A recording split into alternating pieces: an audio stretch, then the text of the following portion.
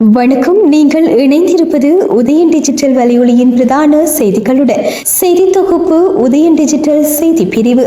செய்திகளுடன் இணைந்திருக்கும் நான் லிஷா தரணீஸ்வரன். யாழ் செம்மணி பகுதிக்கு அருகில் மனித எலும்புக்கூட்டு எச்சங்கள் மீட்கப்பட்டுள்ளதாக தெரிவிக்கப்பட்டுள்ளது. செம்மணி பகுதிக்கு அருகில் அமைந்துள்ள சித்துப்பாத்தி இந்து மயானத்தில் மின்தகன எரியூட்டி அமைக்கும் பணிகள் ஆரம்பிக்கப்பட்ட நிலையில் மனித எலும்புக்கூட்டு எச்சங்கள் காணப்பட்டுள்ளன. அதனை அடுத்து கட்டட வேலைகளை முன்னெடுத்த ஒப்பந்தக்காரர் அது தொடர்பில் நல்லூர் பிரதேச சபை மற்றும் மயான அபிவிருத்தி சபையினருக்கு அறிவித்துள்ளார். இது தொடர்பில் போலீசாருக்கு தெரியப்படுத்தியுள்ள நிலையில் கட்டட பணிகள் தற்காலிகமாக இடைநிறுத்தப்பட்டுள்ளது. இதேவேளை 1996 ஆண்டு சுண்டுக்குழி மாணவி கிருஷாந்தி உள்ளிட்ட 4 பேர் படுகொலை செய்யப்பட்ட சம்பவம் தொடர்பிலான விசாரணைகளை 1995 ஆண்டு மற்றும் 96 ஆண்டுகளில் யாழ்ப்பாணத்தில் காணாமல் ஆக்கப்பட்ட பலர் படுகொலை செய்யப்பட்டு செம்மணி பகுதியில் உள்ள வயல்வெளிகளில் புதைக்கப்பட்ட சம்பவம் வெளிச்சத்திற்கு வந்துள்ளது. மேலும் காணாமல் ஆக்கப்பட்டவர்கள் படுகொலை செய்யப்பட்டு புதைக்கப்பட்டதாக கூறப்படும் பகுதிகள் குறித்த மயானத்தை அண்மித்த பகுதிகள் என்பதும் குறிப்பிடத்தக்கது.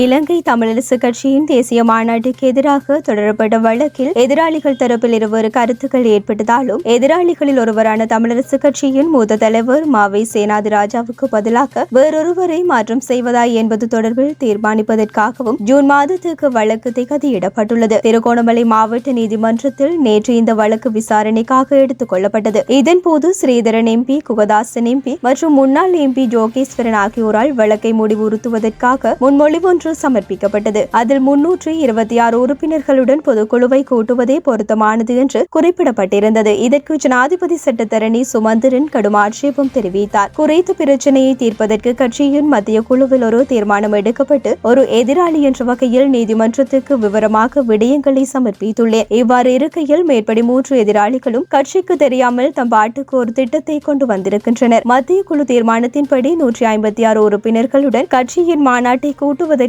தான் நான் சம்மதிக்கின்றேன். இவர்கள் இணக்கத்துக்கான வாய்ப்பை வேண்டுமென்றே குழப்பி அடிக்கின்றனர் என்று ஜனாதிபதி சட்டத்தரணி சுமந்திரன் நீதிமன்றத்தில் தெரிவித்தார். கட்சியின் பதில் செயலாளர் ப. சத்தியலிங்கம் மற்றும் நிர்வாக செயலாளர் குலநாயகம் சார்பில் முன்னிலையான சட்டத்தரணி சயந்தனும் கட்சியின் கொழும்பு கிளை தலைவர் ரத்ன வடிவேலின் சார்பில் முன்னிலையான சட்டத்தரணியும் ஜனாதிபதி சட்டத்தரணி சுமந்திரனின் கருத்தையே முன்வைத்தனர். இந்த இழுபறிகள் காரணமாக வழக்கு ஜூன் மாதம் 4ஆம் திகதிக்கு ஒத்திவைக்கப்பட்டது. காலமான மூத்த தலைவர் மாவை சேனாதி ராஜாவுக்கு பதிலாக வேறொருவரை மாற்றம் செய்வதா என்பது தொடர்பில் அன்றைய தினம் தீர்மானிக்கப்படவுள்ளது. அந்த விடயம் தொடர்பில் தீர்மானிக்கப்பட்ட பின்னர் வழக்கின் அடுத்தடுத்த விடயங்கள் தொடர்பில் தெரியவரும். இதேவேளை ஜனாதிபதி சட்டத்தரணி சுமந்திரன் குறிப்பிடுவது போன்ற பொதுச்சபையை 156 பேருடன் கூட்டுவது என்பது தொடர்பில் மத்திய குழு கூட்டங்களில் தீர்மானிக்கவில்லை என்று மத்திய குழு உறுப்பினர்கள் சிலர் உதயனுக்கு உறுதிப்படுத்தியமை சுட்டிக்காட்டத்தக்கது. பிரதமர் ஹரணி அமரசூரிய யாழ்ப்பாணத்துக்கு நாளை வருகை தரவுள்ளார். நாளை காலை கோப்பாய் கலாசாலையில் இடம்பெறும் நிகழ்வில் கலந்து கொள்ளும் பிரதமர் அதன் பின்னர் வடமாகாண கல்வி அமைச்சின் அதிகாரிகளை சந்தித்து கலந்துரையாடல் நடத்தவுள்ளார் என்றும் தெரிய வருகின்றது. தொடர்ந்து நாளை மாலை ஏழாலை, சுழிபுரம், சண்டிலிப்பாய் பகுதிகளில் இடம்பெறும் மக்கள் சந்திப்பில் பிரதமர் பங்கெடுக்கவுள்ளார். இதைத் தொடர்ந்தும் நாளை மறுதினம் ஞாயிற்றுக்கிழமை கிளிநொச்சி மற்றும் முல்லைத்தீவு மாவட்டங்களுக்கும் பிரதமர் ஹரணி செல்லவுள்ளார் என்றும் தகவல்கள் வெளியாகியுள்ளன. இன்று முதல் மின் விநியோக தடை அமுல்படுத்தப்படாது என மின்சக்தி மற்றும் எரிசக்தி அமைச்சு தெரிவித்துள்ளது. இதேவேளை கடந்த ஞாயிற்றுக்கிழமை நாடு முழுவதும் ஏற்பட்ட திடீர் மின்தடை காரணமாக நுரைச்சோலை அனல் மின் நிலையத்தின் 3 மின்பிறப்பாக்கிகள் செயலிழந்திருந்தன. இதன் காரணமாக மின்சார தேவையை நிர்வகிக்க முடியாததால் கடந்த திங்கள் மற்றும் செவ்வாய்க்கிழமைகளில் சுழற்சி முறையில் 1.5 மணி நேர மின் விநியோக தடையை அமுல்படுத்த இலங்கை மின்சார சபைக்கு நேரிட்டதுடன் அதே நேரம் சுழற்சி முறையில் 1 மணி நேரம் நேற்றைய தினம் மின் விநியோக தடை அமுல்படுத்தப்பட்டது. மேலும் செயலிழந்த 3 மின்பிறப்பாக்கிகள் தேசிய மின் கட்டமைப்புடன் மீண்டும் இயக்கப்பட்டுள்ளதால் மின் விநியோக தடையை முடிவுக்கு கொண்டுவர முடிவு செய்யப்பட்டுள்ளதாக மின்சக்தி மற்றும் எரிசக்தி அமைச்சு தெரிவித்துள்ளது. உள்ளூராட்சி மன்ற தேர்தல் சிறப்பு ஏற்பாடுகள் சட்டம் அரசியலமைப்பின் விதிகளுக்கு முரணானது அல்ல என்றும் நாடாளுமன்றத்தில் எளிய பெரும்பான்மை வாக்குகளால் நிறைவேற்றப்படலாம் என்றும் உச்சநீதிமன்றம் தெரிவித்துள்ளது. சம்பந்தப்பட்ட சட்ட வரைவு மீதான உச்சநீதிமன்றத்தின் தீர்ப்பை நாடாளுமன்றத்தில் சமர்ப்பித்து உரையாற்றும் போதே சபாநாயகர் ஜெகத் விக்ரமரத்ன இக்கருத்தை வெளியிட்டார். சட்ட வரைவு அரசியலமைப்பின் 12ஆம் உறுப்புரையுடன் முரண்படுவதால் அரசியலமைப்பின் 84ஆம் உறுப்புரையின் ஏற்பாடுகளுக்கு இணங்க விசேட பெரும்பான்மை ஒன்றின் மூலம் மாத்திரமே அங்கீகரிக்கப்பட முடியும் என்றும் அவர் மேலும் தெரிவித்தார்.